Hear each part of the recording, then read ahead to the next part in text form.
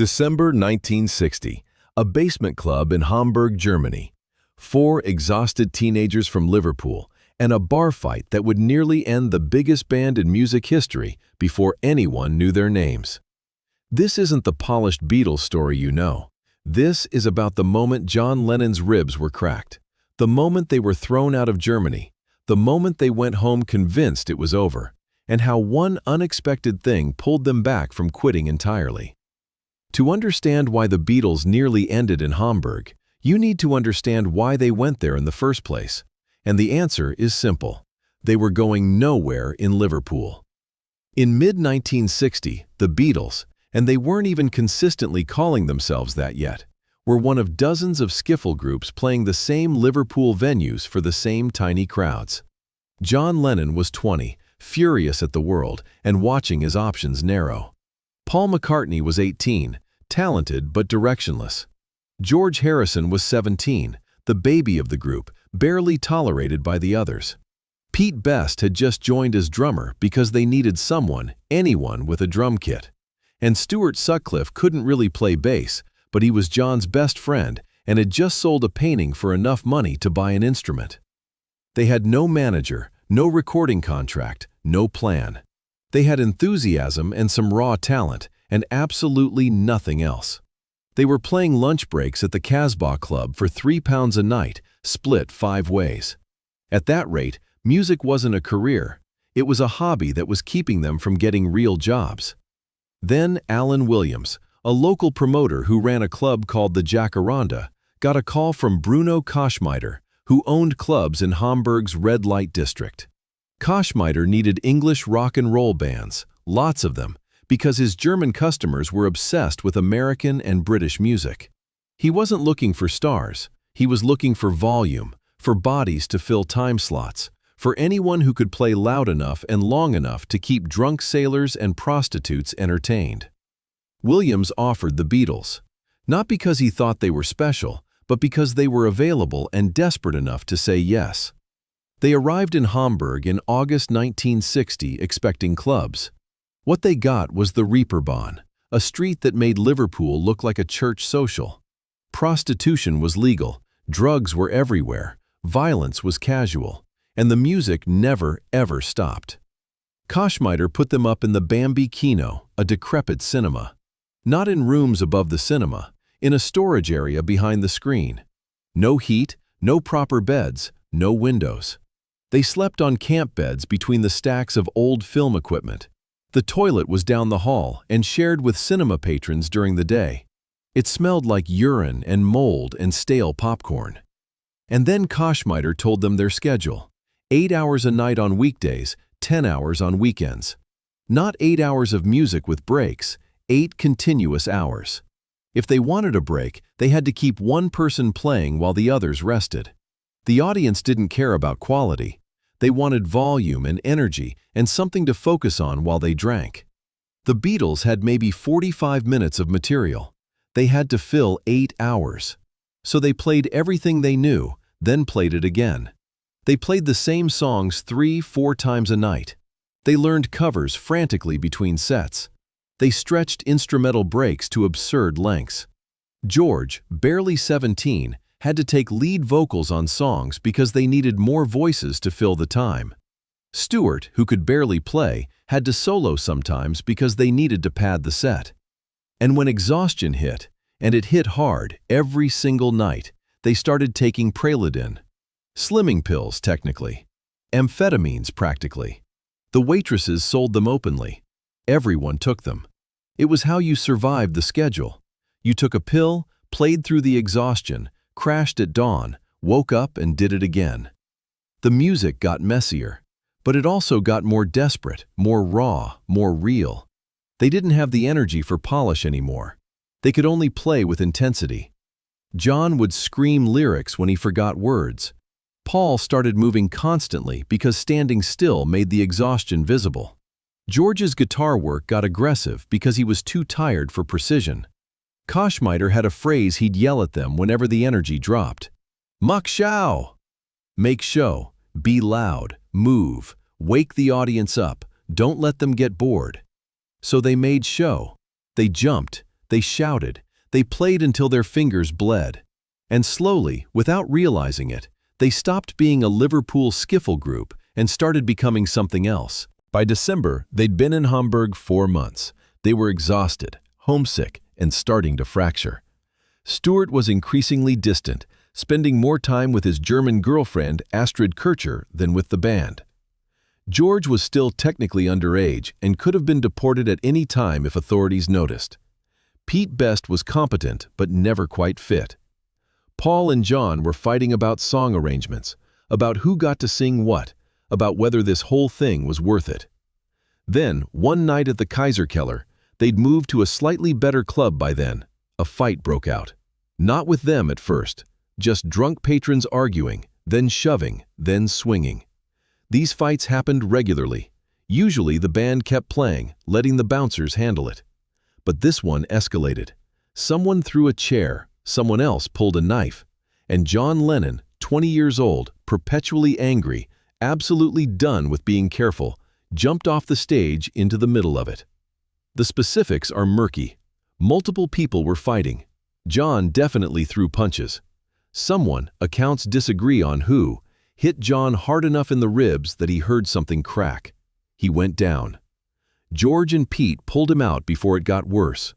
John could barely breathe. His left side was agony. They got him back to the Bambi Kino storage room, and he spent the next 3 days lying on a camp bed, unable to stand up straight, spitting up blood occasionally, refusing to see a doctor because doctors cost money they didn't have. He'd cracked at least 2 ribs, probably more. Decades later, medical experts examining photographs would suggest he might have also bruised his lung. At the time, they just knew he couldn't play, couldn't move without pain, and definitely couldn't keep up the 8-hour schedule. Koschmider fired them. Not for the fight, fights were expected. He fired them because they couldn't fulfill their contract. No show, no job, no place to stay. It got worse. George Harrison's age was finally noticed by German authorities, and he was deported for being an unaccompanied minor working in a nightclub. Paul and Pete Best, trying to pack their belongings from the Bambi Kino in darkness, Koschmider had cut the electricity, lit a condom as a makeshift candle to see by. Someone reported it as attempted arson. They were arrested, spent a day in jail, then were also deported. Stuart stayed in Hamburg with Astrid. He was done with the band anyway, moving toward art and away from music. John flew back to Liverpool alone, in constant pain, with no money and no prospects. The others returned separately, equally broke. They'd been gone 4 months. In that time, the Liverpool music scene had moved on. Their spot at the Casbah was taken. Other bands had filled the venues. They were forgotten, broke and broken. John's Aunt Mimi, who'd raised him after his mother died, took one look at him and said something like, "Well, that's that foolishness done with then. Time to think about your future." And for the first time, John didn't argue. His ribs hurt constantly. They had no money. They'd been deported from Germany like criminals. The dream of being musicians, such as it was, seemed completely finished. Paul went back to his father's house and seriously considered enrolling in teacher training college. George took odd jobs. Pete Best went back to his mother's basement club. Stuart was in Hamburg making art. For roughly 6 weeks, from late December 1960 through early February 1961, the Beatles effectively didn't exist. They disbanded without formally deciding to. They just stopped. What brought them back together wasn't ambition or belief in their future. It was a single phone call from a promoter named Bob Wooler. Wooler had heard about their Hamburg shows from sailors who'd seen them. More importantly, he'd heard they'd changed, that the polite skiffle group that left Liverpool had become something raw, louder, more intense. He wanted to book them at Litherland Town Hall for a dance on December 27, 1960. John's ribs were barely healed. He didn't want to do it. Paul and George were skeptical. But Wooler offered £8, more than they'd been getting for full nights at the Casbah. And maybe more importantly, he billed them as direct from Hamburg, making them sound exotic and professional rather than like local kids who'd failed and come home. They agreed to play one show, see if anything was left. December 27, 1960, Litherland Town Hall. They set up their equipment, still battered from the Hamburg shows. John could barely lift his amp because his ribs weren't fully healed. They were exhausted, pessimistic, expecting nothing. And then they started playing. And the Hamburg training kicked in. The volume, the intensity, the raw energy they developed playing 8-hour shows to drunk German sailors, it all came out in the first song. The Litherland audience had never heard anything like it. Liverpool bands in 1960 were polite. The Beatles weren't polite anymore. They were loud, aggressive, chaotic. John screamed vocals. Paul's bass was violent. George's guitar cut through everything. Pete pounded the drums like he was trying to break them. The crowd, expecting a standard dance band, stopped dancing and just stared. Then they surged toward the stage. By the third song, people were screaming. Girls in the front row were crying. Lads in the back were copying their moves. Bob Wooler, watching from the side, realized he'd accidentally stumbled onto something. This wasn't just a good band. This was something that could cause a reaction. After the show, people mobbed them asking when they'd play again. Other promoters approached offering bookings. Suddenly they had demand, had options, had proof that what they built in Hamburg actually meant something.